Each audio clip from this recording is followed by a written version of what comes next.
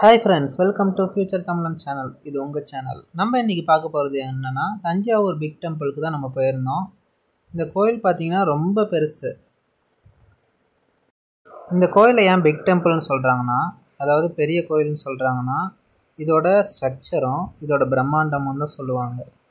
இந்த கோயிலோட பேர் பிரகதீஸ்வரர் டெம்பிள்னு சொல்லலாம். இந்த கோயில் பார்த்திங்கன்னா 1000 வருஷம் பழமையானது. அது மட்டும் இல்லாமல் இது கட்ட 7 வருஷம் ஆச்சுன்னு சொல்கிறாங்க. இது 10ஆம் நூற்றாண்டில் கட்டப்பட்டதுன்னு சொல்கிறாங்க.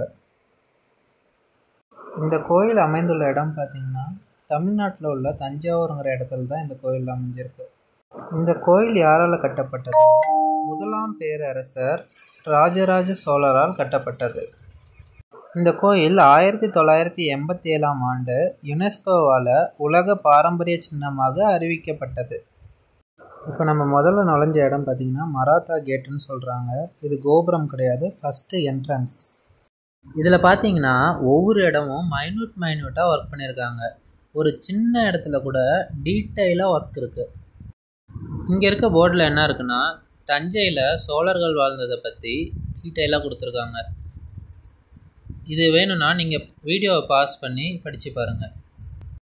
இந்த கோயிலில் பார்த்தீங்கன்னா ஒரு கல்லுக்கும் இன்னொரு கல்லுக்கும் நடுவில் சிமெண்ட் எதுவுமே யூஸ் பண்ணல. இது சிமெண்ட் கண்டுபிடிக்கிறதுக்கு முன்னாடியே கட்டப்பட்ட கோயில். இது இன்டர்லாக்கிங் சிஸ்டம். இப்போது வர பில்டிங்ஸ்லாம் இன்டர்லாக்கிங் சிஸ்டம் எப்படி இருக்கோ அந்த முறையில் கட்டின கோயில். இந்த கோயிலில் பார்த்தீங்கன்னா முதல்ல 2 கோபுரம் இருக்குங்க. அதில் ஃபஸ்ட்டு கோபுரம் பார்த்தீங்கன்னா கேரளந்தகன் கோபுரம்னு சொல்கிறாங்க. இதுக்கு எதனால் கேரளந்தகன் கோபுரம்னு வந்துச்சுன்னா, ராஜராஜ சோழன் கேரள மன்னரோட போரிட்டு ஜெயிச்சு வந்தனால அதோட ஞாபகார்த்தமாக கட்டப்பட்டது தான் இது முதலாவது கோபுரம். இந்த போர்டில் பார்த்தீங்கன்னா டீட்டெயிலாக கேரளந்தகன் திருவாசல் இதை பற்றி டீட்டெயிலாக கொடுத்துருக்காங்க. வீடியோவை பாஸ் பண்ணி பாருங்கள். இதுதான் அந்த கேரளந்தகன் திருவாசல். இதுக்குள்ளே தான் இப்போ நுழையிறோம்.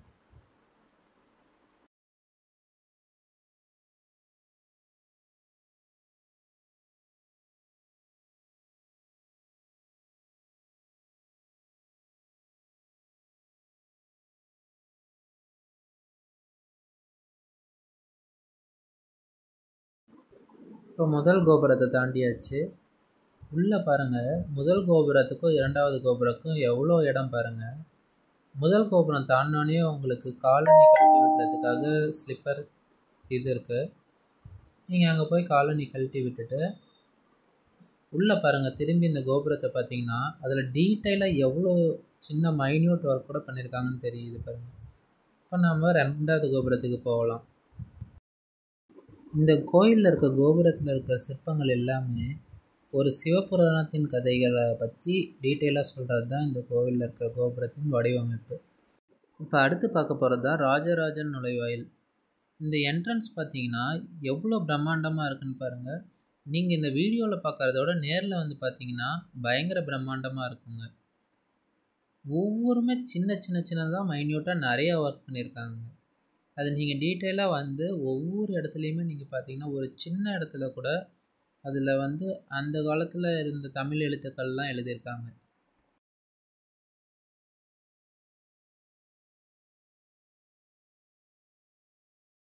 இதுதான் 2வது கோபுரம், ராஜராஜன் திருவாசல். இதில் பாருங்கள், இந்த போர்டில் டீட்டெயிலாக அதை பற்றி கொடுத்துருக்காங்க. நீங்கள் வீடியோவை பாஸ் பண்ணிவிட்டு இதில் என்ன இருக்குன்னு பாருங்கள். இதுலேயுமே இந்த கோபுரத்தில் ஒரே ஒரு கருங்கல், 18 அடி கருங்கல்லில் ஒரே ஒரு கல்லில் இந்த கோபுரத்தை வடிவமைச்சிருக்காங்க. நாங்கள் இந்த கோயிலுக்கு போகும்போது பயங்கர கூட்டம். அது ஈவினிங் டைமில் போனோம். பாருங்கள் எவ்வளோ பேர் வந்துட்டு போயிட்டே தான் இருக்காங்க. இந்த சிற்பத்தெல்லாம் பொறுமையாக பாருங்கள்.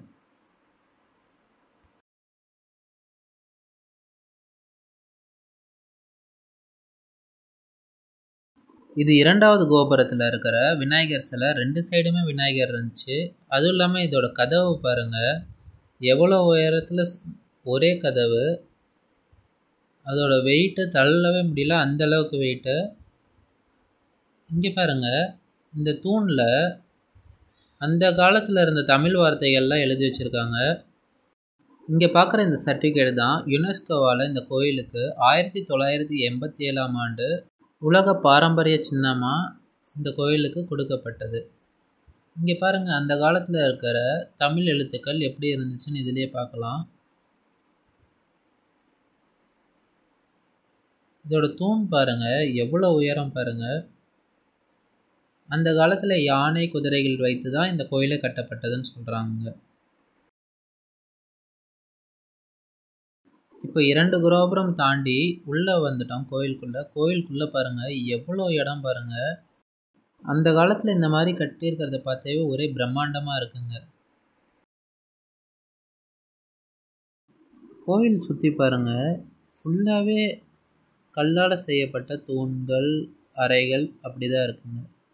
உள்ளே நுழைந்த உடனே பறவைகள் கூட்டம் எங்களை சுற்றி சூழ்ந்ததுங்க. பாருங்கள், பிரம்மாண்டத்துலேயும் பிரம்மாண்டமாக பார்த்துக்கிறோங்க நம்ம. கொஞ்சம் டீட்டெயிலாக கோபுரத்தை நான் உங்களுக்கு ஜூம் பண்ணி காமிக்கிறேன் பாருங்கள்.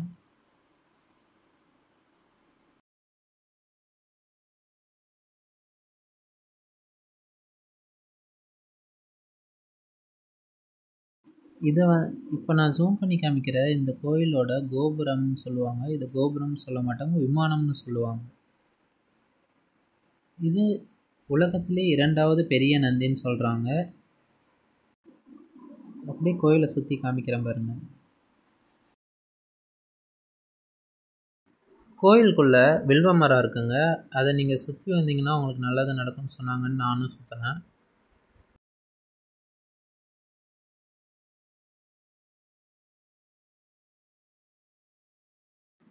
இப்போ வாங்க நந்தி சிலையை பார்க்கலாம். கோபுரத்துக்கு, அதாவது விமானத்துக்கு நேர் ஆப்போசிட்லேயே நந்தி பாருங்கள். இந்த நந்தி எவ்வளோ பெருசாக இருக்குன்னு நான் உங்களுக்கு மேலே ஏறி காமிக்கிறேன் பாருங்கள்.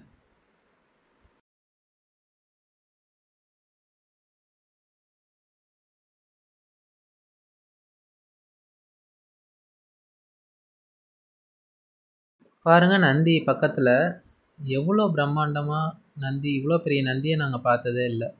நந்திக்கு மேலே இருக்கிற அந்த பெயிண்டிங்ஸ்லாம் வெறும் நேச்சுரல் லீவ்ஸ், ஃப்ளவர்ஸை வச்சு தான் பெயிண்ட் பண்ணதுன்னு சொல்கிறாங்க. அதுக்கு பெயிண்டிங் எதுவுமே இந்த கோயிலுக்குள்ளே ஒரு பெயிண்டிங் கூட யூஸ் பண்ணலாங்கிற மாதிரி சொல்கிறாங்க. நந்திக்கிட்ட இருந்து நேராக அந்த விமானத்தை பாருங்கள், உள்ளேருந்து பறவைகள்லாம் வருது பாருங்கள். நடுவில் கொடிமரமும் இருக்குங்க. பாருங்கள், ஒவ்வொரு தூண்லேயுமே ஒவ்வொரு சிலைகள் இருக்குது.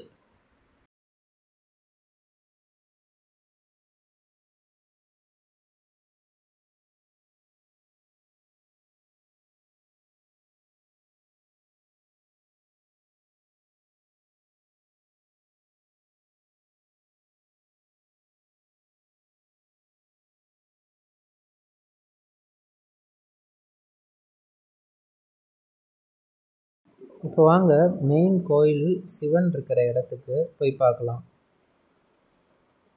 இந்த கோபுரத்தை பாருங்கள், நான் பக்கத்தில் இருந்து காமிக்கிறேன். இங்கேருந்து பாருங்கள் அதோட வியூ எப்படி இருக்குன்ட்டு ஜூம் பண்ணி காமிக்கிறேன் பாருங்கள்.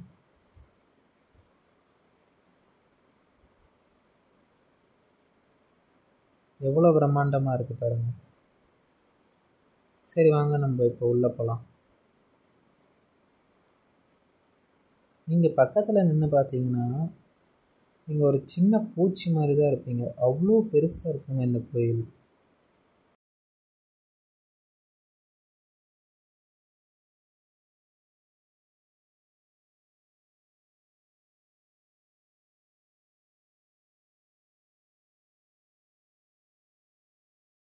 நாங்கள் போயிருந்த டைமில் கோயில் நடை திறக்கலை. கோயில் எப்போ ஓப்பன் பண்ணுவாங்கன்னா காலையில் 6 மணிலேருந்து மதியானம் 12:30 வரைக்கும், அப்புறம் சாயந்தரம் 4 மணிலேருந்து ஈவினிங் 8:30 வரைக்கும் ஓப்பனில் இருக்கும். இது இன்க்ளூடிங் சண்டேஸ் கூட ஓப்பனில் இருக்குங்க.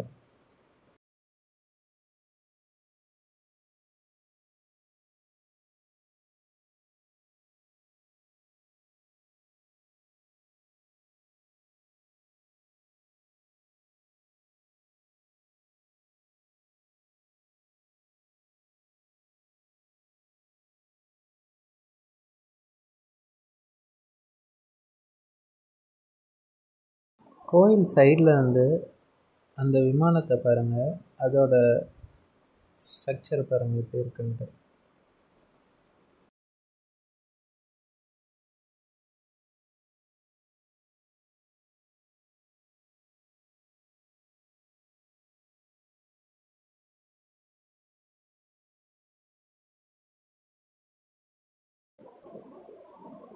இந்த வீடியோ கடைசியில் பாருங்கள், நாங்கள் கோயிலேருந்து கிளம்பும் போது பயங்கர மழைங்க. மழை பெய்யும் போது இந்த கோயிலோட வியூ எப்படி இருந்துச்சுன்னு கடைசியாக வீடியோ கடைசியில் போய் பாருங்கள். இந்த இடம் பாருங்கள், ஒரு ரூமில் கோவிலோட வரலாறு, அந்த காலத்தில் இருந்த புகைப்படம், அதோட ஸ்ட்ரக்சர் எல்லாமே டீட்டெயிலாக ஒவ்வொரு ஸ்டெப்பாக கொடுத்துருக்காங்க. இந்த வீடியோவை நீங்கள் பாஸ் பண்ணி பொறுமையாக பாருங்கள். இதில் ஒவ்வொன்றும் நீங்கள் படித்து பார்த்தீங்கன்னா உங்களுக்கு தெரியுங்க இந்த கோயில் எவ்வளோ சிறப்பு மிக்கதுன்னு சொல்லிட்டு. இந்த கல், முக்கியமாக இந்த கோபுரத்தில் இருக்கிற கல், ஒரே கல் எப்படி கோபுரத்துக்கு மேலே கொண்டு போனாங்கன்ட்டு இதில் ஒரு இடத்துல ஒரு ஃபோட்டோவில் இருக்கும். அதை பார்த்தீங்கன்னா உங்களுக்கே ஆச்சரியமாக இருக்குங்க. இந்த வீடியோவை பார்த்ததை விட நேரில் போனீங்கன்னா பயங்கர பிரம்மாண்டமாக இருக்குங்க. நீங்கள் நேரில் போய் ஒரு தாட்டி விசிட் பண்ணி பாருங்கள்.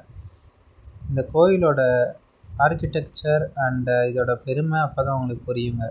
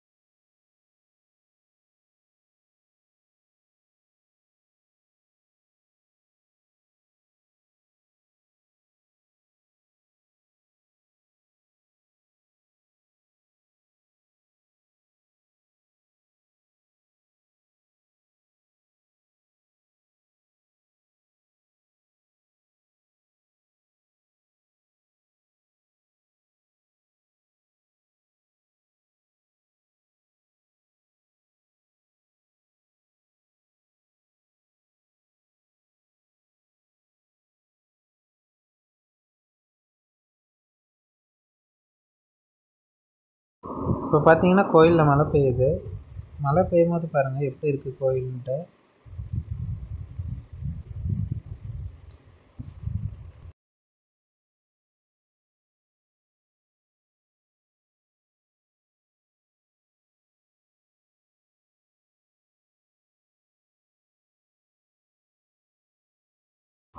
இந்த மாதிரி வீடியோஸ் உங்களுக்கு வேணும்னா மறக்காமல் நம்ம சேனலை சப்ஸ்கிரைப் பண்ணிக்கோங்க.